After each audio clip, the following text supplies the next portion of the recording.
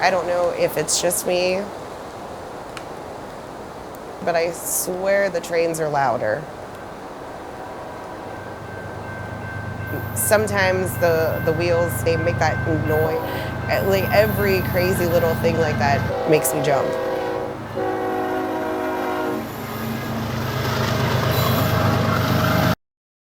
And I was never like that before.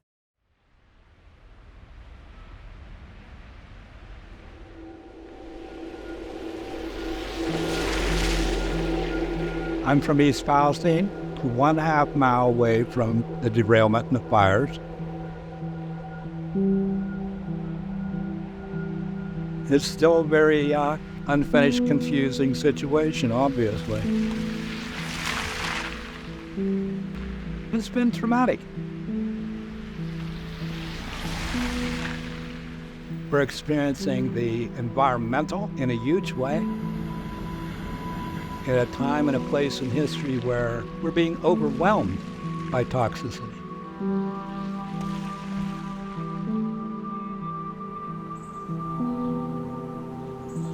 So, about where that semi's at is where it derailed. Okay. And then when I got home, like the tracks run right here. So all of this was all lit up on fire. Like all right here? Oh, yeah.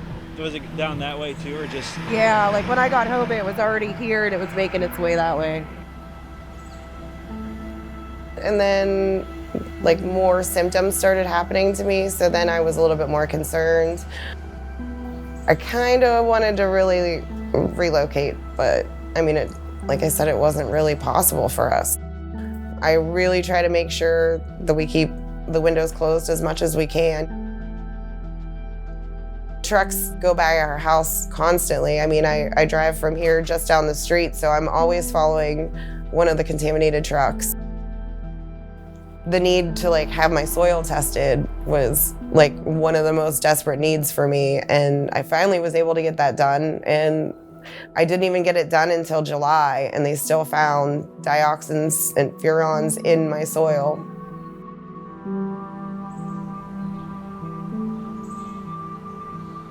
We are still experiencing the event. It's not like, a hurricane comes in, an hour later it's gone, and you have the trauma and now you deal with it. Like, we're still in active trauma mode. We still have an active disaster. So it's hard to even begin to heal.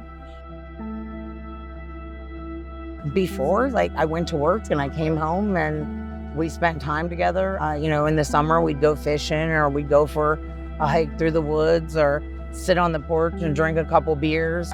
When you have a toddler, sometimes just sitting on the couch and watching her cracked me up, But we were very much like homebodies. Definitely wish I could have my old life back. As simple and boring as it was.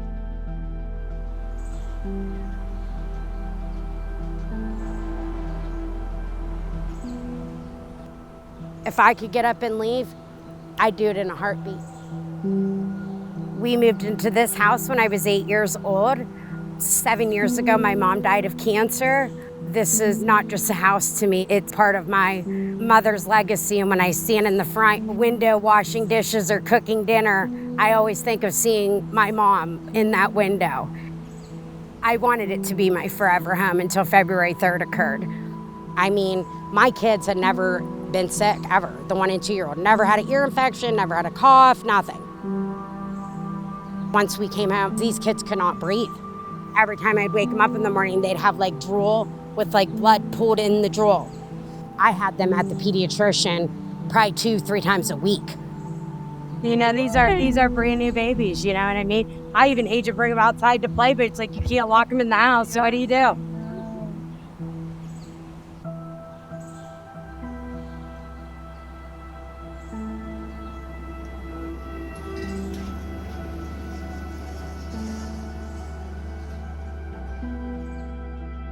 We bounced around a little bit more at the beginning, but then we've been consistently here since April.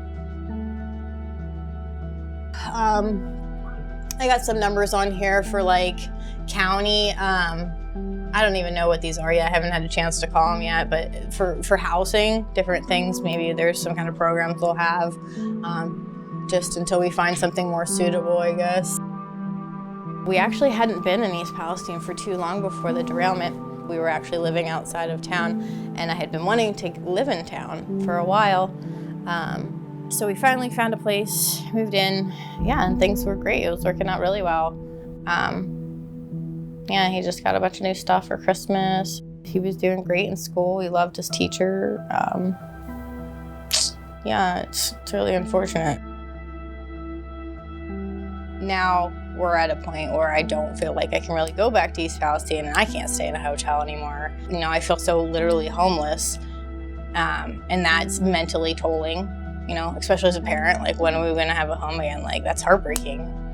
I just want things to go back to like a normal house, like what we normally would have been doing. Like, I didn't choose to like live in a hotel, so this is not ideal. And it's stressful to think about every day about like how we're not back to normal. Like, we're just still misplaced. There are also people that completely do not believe anything is wrong, everything is safe, to the point where it's actually created a giant divide in the middle of town. And with social media, it's become even more of a divide, especially with anonymous posts are on there all the time. And that's when it really gets kind of ugly. And I know for me, I would help my neighbor out, even if it was somebody that I didn't particularly care for. But if they needed something, I would help them. And it's just strange to me that this town that's always been so close has decided now to go, well, I'm fine, so I don't know why you're complaining, you know? And as we try to explain or send out like maybe scientific data or testing from independent scientists, they don't want to hear it. They're just completely turned off to that option of believing that this actually might be happening to people here. We're hearing you're making it up. It's all fake. It's not real. You're claiming symptoms for the money. There is such a string of various rationalizations that are all about denial. I see where they're coming from, and I see the threat that they feel.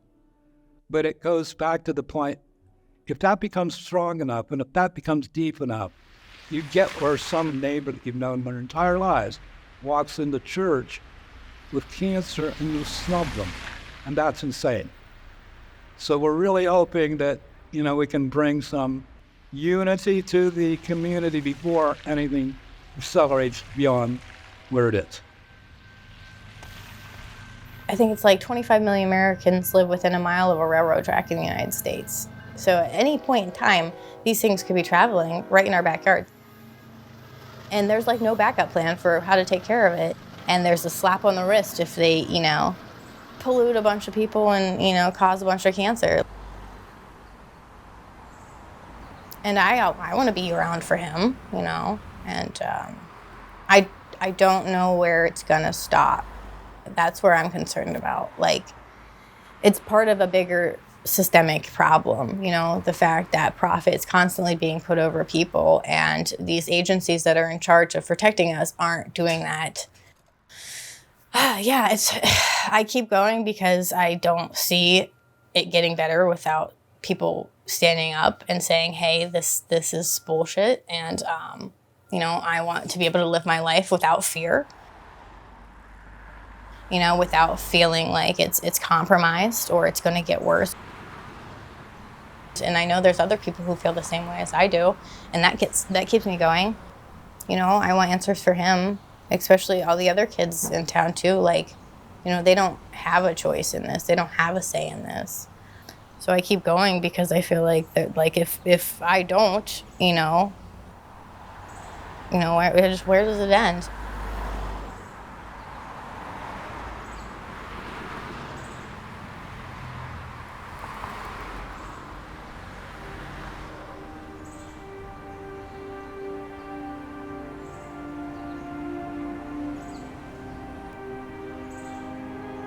Most of the time it's exhausting and frustrating. Some days I don't even want to hear anything about it.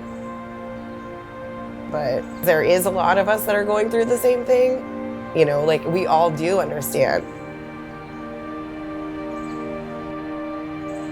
And that's been a really beautiful part of Unity Council, is watching people that had never had any type of, media training or haven't sat down with government officials, haven't spoken at a podium. We're just everyday people. I used to be kind of a wallflower. I would kind of just sit back and analyze things in my head, but not really say what I felt or speak out about it. And that's the biggest part, I think, for me that I've really learned to be able to do and not worry about the repercussions of it. And for me, I'm really proud that I found like a little niche that I could really expand on in different aspects of my life too. Just learning how to speak out, learning how to write letters and emails and do interviews and use my voice for something that we need. And so when we get a lot of backlash, we just stand taller just because we know we're doing what needs to be done.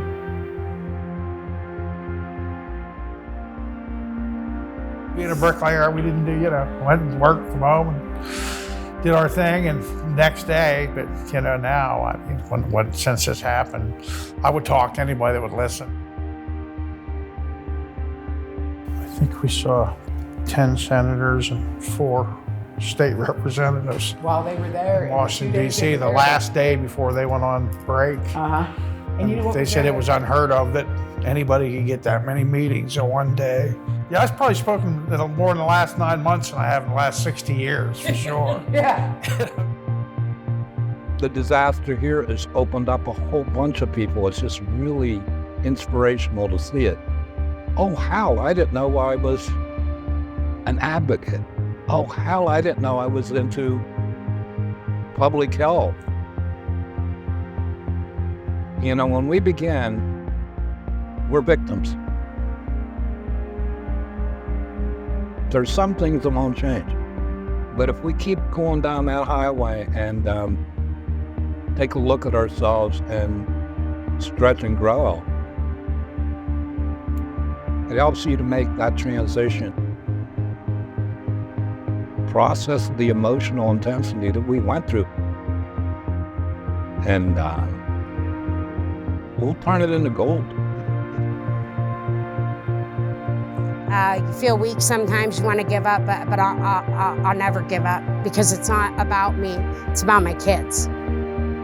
And as a mother, you fight to the death for your kids, I just felt like if I didn't know the right thing to say at a city council meeting, or what the hell do I say to the mayor? I don't know. And I would just overthink it and just feel like I was, dumb or something. But it's been cool to realize that I can literally just say how I feel, and that was enough. It's a lot more simple than I thought. How you feel is valid, and it's an important aspect as a member of a community anywhere, for any reason, that everybody's voice, is going to matter, and they do have a say in it because they're a person that exists here and they take up space here. They should be able to have that voice and that power. You don't have to be good at it. You don't have to be anything in particular.